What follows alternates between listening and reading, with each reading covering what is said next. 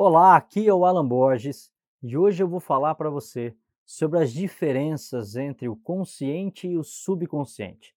E se você ainda não está inscrito no meu canal, vai lá, se inscreve, ativa o sininho para que você possa receber vídeos atualizados semanalmente. Bom, qual a diferença entre consciente, subconsciente e inconsciente, né? São as mesmas coisas? São diferentes? O que cada um é responsável na nossa vida? Então, nós falamos que a consciência, né, ou o consciente, é tudo aquilo que está agora no seu campo da percepção. É o que nós chamaríamos que é a sua realidade, né? Ou seja, nós não enxergamos a realidade como ela é, nós enxergamos a realidade como nós somos, e isso é o que define a consciência. A partir dessa sua percepção que você tem deste momento, tudo o que você observa e que está na sua mente é o que faz parte da sua consciência. Quando nós falamos, né, e muitas pessoas acham que pelo fato delas terem muito conhecimento, ou muitas vezes a gente vê a confusão, né, onde as pessoas dizem assim, eu sou muita razão, muito racional, né? Então, confunde-se isso com a sensação de que a pessoa tem muita consciência de si ou muita consciência da vida. E nós falamos que 5% mais ou menos da nossa vida pertence ao consciente e 95% ele vai estar representado pela nossa parte não consciente. E aí nós temos nessas subdivisões o subconsciente, que é algo que está abaixo da consciência, e o subconsciente ele guarda todas as memórias, as informações, as experiências que nós vivemos e o subconsciente tem uma comunicação direta com o consciente. Então, imagine assim, né? Quando você, por exemplo, começa a dirigir, quando você começa a aprender a dirigir, aquele primeiro momento ele é totalmente consciente, você precisa prestar atenção, você precisa prestar atenção na embreagem, você precisa prestar atenção na marcha, então tudo isso está na sua consciência. Depois de um tempo, você aprendeu, você já tem mais experiência, isso vai agora e fica alojado no seu subconsciente, você já começa a executar tudo isso daí de forma automática, você já não precisa mais pensar ou prestar atenção ou ter consciência para poder, né, dirigir, tudo se torna automático. E é justamente isso que acontece na nossa vida. O subconsciente, de forma automática, ele vai despertar, ele vai desencadear respostas no nosso organismo sem que a gente precise prestar atenção ou ter consciência de todo esse processo. Então, experiências traumáticas, sensações, sentimentos e até mesmo os pensamentos, eles estão totalmente conectados a essa sensação do subconsciente. E uma particularidade do subconsciente é não diferenciar o que é real do imaginário. Então imagine o seguinte, né? Eu posso estar diante de uma situação real em que eu sinto medo e ali então eu tenho todas as sensações, mas eu também posso criar esse medo a partir da minha mente e ter todas as sensações do medo. Então isso ocorre porque justamente o subconsciente não consegue diferenciar o real do imaginário. Outra coisa muito importante é que no subconsciente não existe uma relação entre passado, presente e futuro. Ele simplesmente traz e reconhece tudo como uma perspectiva do momento. Então, isso tem, né, a sua importância quando nós vamos fazer a abordagem de tratamento, uma abordagem terapêutica, porque também como ele não diferencia o passado, o presente e o futuro, eu posso a todo momento, já que eu estou, né, dizendo que ele tem uma relação direta com a sua percepção, com a construção do que você sentiu e percebeu de mundo, ele também você pode utilizar esses recursos para ressignificar as situações do passado. Por quê? Nós não podemos mudar a história, mas nós podemos olhar a história de uma outra forma, de uma outra perspectiva. Então, o subconsciente, ele se comunica com o consciente como um exemplo.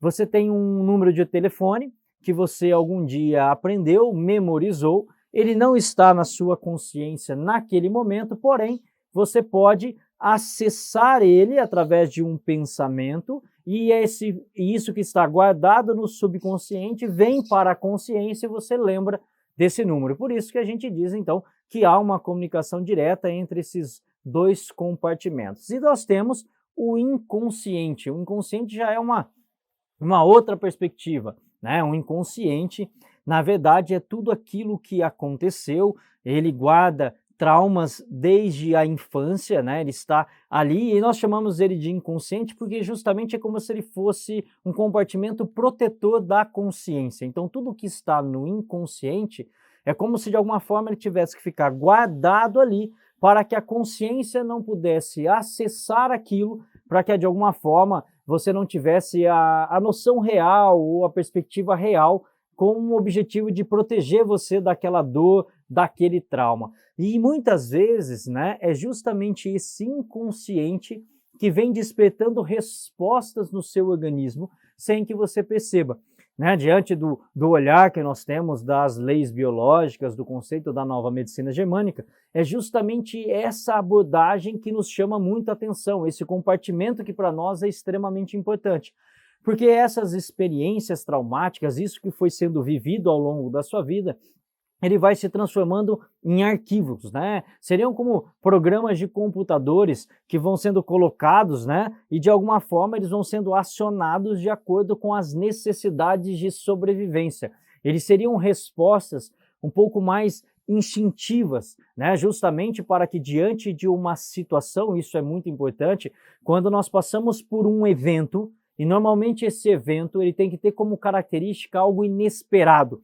É aquilo que aconteceu de forma que te surpreendeu, né? O efeito surpresa. Então, tudo aquilo que te pegou de surpresa, que não deu tempo para você poder pensar, não deu tempo para você poder analisar, não deu tempo para você fazer essa comunicação através de um pensamento com o subconsciente para tentar trazer uma explicação para aquele momento, ele busca no inconsciente um arquivo, uma representatividade que vai desencadear respostas de acordo com o que foi sentido, ele vai acionar o cérebro e vai desencadear uma resposta, uma manifestação corporal. E isso pode se transformar no que nós chamaríamos de doença, que poderiam ser doenças físicas ou comportamentais. E é por isso que, diante de uma doença, diante de um transtorno de um comportamento, se nós começarmos a perguntar para a pessoa o que ela sentiu ou o que ela está sentindo, ou se ela consegue identificar alguma coisa, provavelmente ela vai dizer que não, porque isso está alojado em um compartimento que não dá para ela a possibilidade de perceber aquilo de uma forma real. E é justamente a partir da possibilidade que nós temos de interpretar, de reconstruir todo aquele processo, que esse sentimento, essa sensação, ela vem à tona e a pessoa, a partir desse momento, consegue identificar o que está acontecendo e o que esses impulsos não conscientes estão despertando ou estão desencadeando como respostas biológicas através de todos esses eventos que foram armazenados ao longo da vida. E tudo isso, então, né, tem origem desde a nossa infância. Então, nós somos adultos que estamos constantemente buscando, através desses arquivos, representatividades para o nosso dia a dia. E isso tudo vai sendo despertado através de gatilhos. Então, imagine que com um ano de vida você teve uma experiência em que, diante dessa experiência, você sentiu raiva. Isso tudo fica alojado nesses compartimentos não conscientes e, ao longo da vida, a cada nova situação, a cada nova sensação em que desperta, através de um gatilho, a sensação de raiva, por exemplo, isso vai desencadear respostas psíquicas e físicas no seu organismo e áreas do corpo vão reagir de acordo com essa sensação. E isso, de forma repetida, muitas vezes ao longo de anos da sua vida, pode desencadear alterações funcionais de órgãos específicos do seu corpo, como, por exemplo, uma relação da raiva com um impacto na região do seu estômago. Então, isso poderia ser a causa da sua gastrite. E você não tem consciência disso. Por quê? Muitas vezes, ao longo do dia, esses gatilhos emocionais eles surgem, você tem essa sensação de raiva, sem que você tenha consciência dessa sensação, o seu organismo responde, ele então reage, e o corpo manifesta esse sintoma físico em forma de gastrite. Então é muito importante você fazer um trabalho, identificar todos esses processos, porque existem métodos e formas terapêuticas para que você consiga acessar essas informações, ressignificar todo esse processo e, a partir disso, poder fazer melhores escolhas para que o seu organismo não fique constantemente sofrendo esses impactos e desencadeando esses sintomas. Então, se você gostou desse vídeo, não deixe de curtir, não deixe de compartilhar com outras pessoas, porque essas informações podem ajudar muitas pessoas que podem estar passando por sintomas que estão sendo desencadeados por respostas não conscientes. E deixe seus comentários para que eu possa ir muitas vezes esclarecendo as suas dúvidas.